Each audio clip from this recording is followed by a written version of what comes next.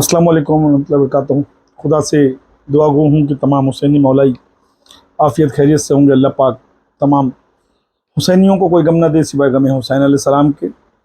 आपने इस बार का मुहर्रम ताज़िया अलम गम हुसैन देखा। अल्हम्दुलिल्लाह पूरे हिंदुस्तान में, पूरे भारत में जहाँ जहाँ नहीं होने थे वहाँ भी ज़ोर शोर से हुए अल्हम्दुलिल्लाह। यानी 95% पूरे हिंदुस्तान में ताजियादारी अलमदारी हर सिलसिले ने किया, हर सिलसिले ने। जो बरेलवी कहते थे कि मुरोजा ताजियादारी हराम है, असली निकालना चाहिए, इस बार वो लोगों ने भी ताजियादारी की।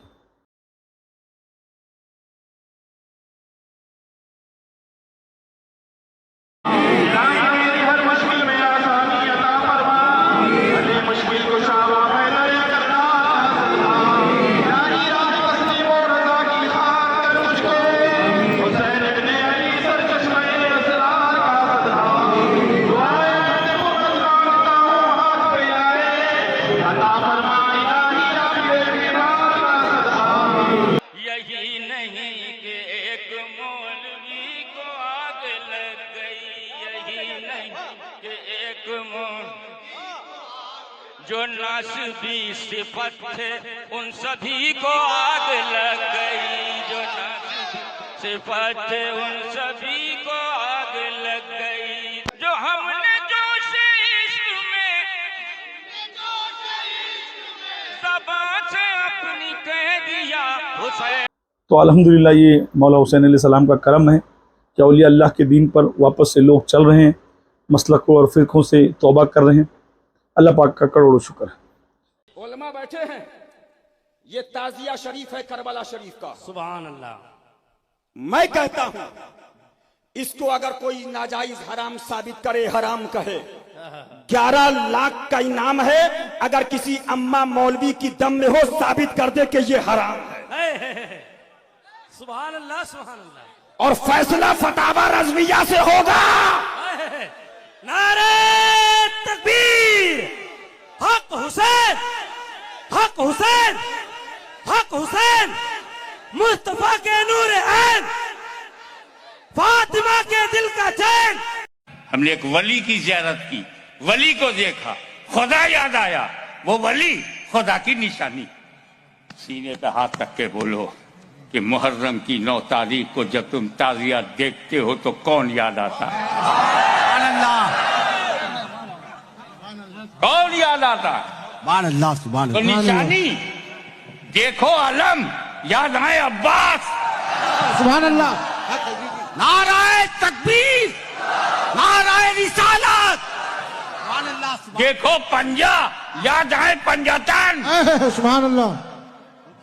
देखो ताजिया याद आए हुसैन। और सैकड़ों ताजिया याद आए सारे कुंबे हुसैन। सुभान अल्लाह। सारे शोहदाए करबला याद आए। तो ये निशानी है। करबला की कहानी 90% फिल्मी, जो कि बहुत से अहले सुन्नत के आलिमों ने उसके मुंह पे थूका, कुछ बरेलियों ने भी थूका। मैं उनको मुबारकबाद देता हूँ जिन्होंने उसके मुंह पर थूका, मगर उसके मुंह पे थूकने से काम नहीं चलेगा, क्योंकि ये 90% कहानी करबला के हवाले से जो बोली जाती है, 90% कहानी सब गढ़ी हुई है, सब झूठी कहानी है। जैसे फिल्म की कहानी होती है, एक बंदा उसको लिख देता है और एक हीरो उसकी एक्टिंग करके, अदा करके, कभी रोना कभी हंसना, वो सब एक कहानी बना देता है और लोग उसको सही समझ करके 3 घंटा फिल्म हॉल में बैठ के देखते हैं। तो उस सबसे पहली बात तो इसने भी एक बयान दिया, नौज बिल्ला। आप उस बयान को बच्चों में, औरतों में, घर में सुन नहीं सकते। ये अपने मसलक की तालीम बता रहा है, और आप ये सुनिए। और ये 2 टांग के बीच में जो पार्ट है, जरा सा माल हुआ, लुचुर बुचुर करने लगा, कंट्रोल नहीं हुआ तो 70 साल के बुढ़ापे में लड़के से इकलामबाजी शुरू कर दिया। नहीं कुछ हुआ, जवानी में जानवर से सोहबत करना शुरू किया। नहीं कुछ मिला तो बाथरूम में अपनी मुट्ठी से, अपने हाथ से मुश्तजनी शुरू कर दिया। आपने सुना, यानी किस गलत अंदाज में, नौज बिल्लाह अस्तगफिरुल्लाह। और इसके खिलाफ किसी ने भी बयान नहीं किया। क्या करेंगे, ये कर भी कुछ नहीं सकता, क्योंकि ये इसके साथ मदरसे में हुआ है। تو یہ اپنی آپ بیتی سنایا اس نے. جو اب اس نے جو دوسرا بیان دیا اس میں سنیوں میں ایک بات رائج ہے کہ سب سے بڑے ولی جو ہیں وہ بڑے پیر، ولیوں کے سردار. بریلوی اکثر کہتے ہیں کہ وہ بڑے پیر ہیں، شیخ عبد القادر جیلانی غوث پاک ہے، ہر بریلوی کہتا ہے.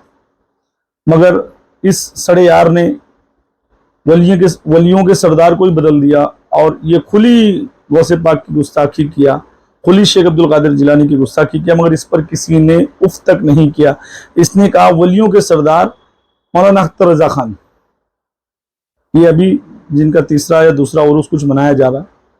عالموں کے سردار اختر رضا خان، فقیہوں کے امام اختر رضا خان، ولیوں کے سردار اختر رضا خان، سمپل رہنے والے فقیہ کا نام اختر رضا خان. ان کو یہ لوگ تاج الشریعہ کہتے ہیں. اس شخصیت کو اس نے ولیوں کا سردار بنا دیا.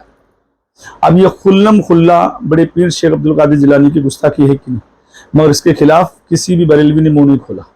ہو سکتا ہے ان کی دل کی بات کر رہا ہوں. بھائی یہ نیا مسلک ہے، نیا فرقہ ہے، تو ان کا ولیوں کا سردار بھی کوئی نیا ہوگا، ہے نا. یہ دونوں باتیں آپ نے سن لی.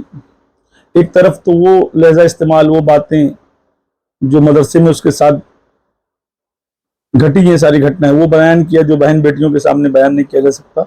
پھر یہاں نعوذ باللہ ایک مولانا صاحب کو ولیوں کا سردار بنا دیا، یعنی خلم کھلا بڑے پیر کی توہین، غوث پاک کی توہین. اب اس نے جو تیسرا جملہ استعمال کیا اس ماہ محرم میں کہ کربلا کی کہانی 90% جو ہے وہ فلمی. کیا ہوتا ہے معلوم ہے، کچھ بچے بیچارے فلمی انداز میں پیدا ہو جاتے ہیں تو ان کو ہر جگہ فلم ہی دکھائی دیتی. اس کی پہلی گستاخی بھی آپ نے سنی، دوسری بھی سنی، یہ تیسری گستاخی. اس لیے میں سنا رہا ہوں کہ آپ اس کو جان لو، یہ کتنا بڑا خطیب ہے، کتنا بڑا ذاکر ہے، کیا بیان کر سکتا ہے، اس کی حیثیت کیا ہے، اس کے اوقات کیا ہے. اب مذاق میں پیدا ہو گیا، بچہ مفتی بن گیا تو کیا کرو گے. کربلا کی کہانی اللہ کے رسول نے سنائی، کربلا کی کہانی مولا علی نے بتائی، کربلا کی کہانی بی بی سیدہ سلام اللہ علیہ نے بتائی، کربلا کی گواہ بی بی زینب ہے، کربلا کی گواہ امام سجاد علیہ السلام.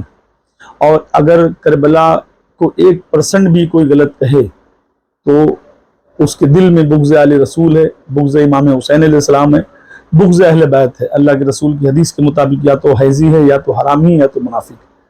کیونکہ جو شدید غموں کا پہاڑ آل رسول پہ ٹوٹا 6 ماہ کے علی اصغر سے لے کے جوان قاسم، جناب علی اکبر تک، جناب عباس علمدار تک، اور کربلا کے بعد بھی مابعد کربلا ہے جو عورتوں کو بے پردہ شام لے کر گیا ان ملونوں نے، اور پھر لے جا کر وہاں پر جو معاملات ہوئے.